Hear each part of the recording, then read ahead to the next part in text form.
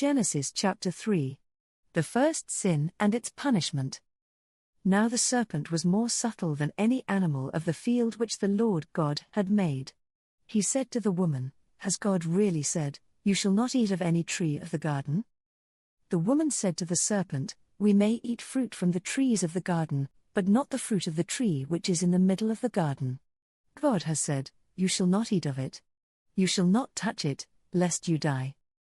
The serpent said to the woman, You won't really die, for God knows that in the day you eat it, your eyes will be opened, and you will be like God, knowing good and evil.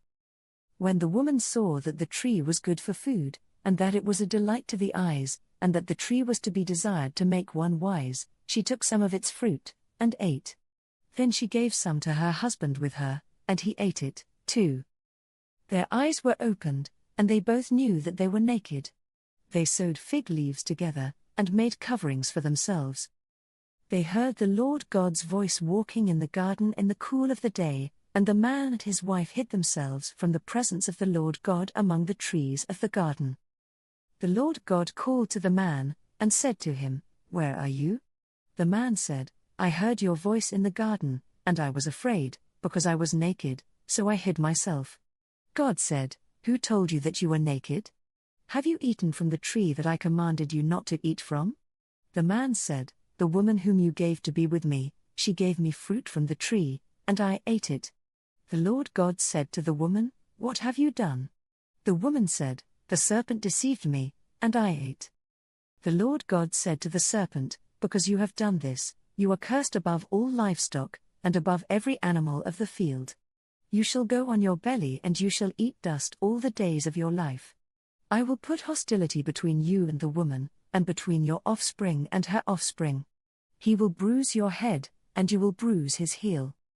To the woman he said, I will greatly multiply your pain in childbirth. You will bear children in pain. Your desire will be for your husband, and he will rule over you.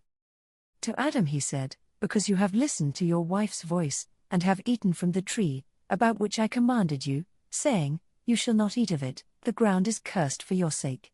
You will eat from it with much labor all the days of your life. It will yield thorns and thistles to you, and you will eat the herb of the field. You will eat bread by the sweat of your face until you return to the ground, for you were taken out of it. For you are dust, and you shall return to dust.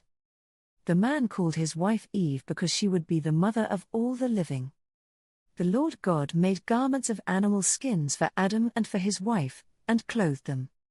The Lord God said, Behold, the man has become like one of us, knowing good and evil. Now, lest he reach out his hand, and also take of the tree of life, and eat, and live forever.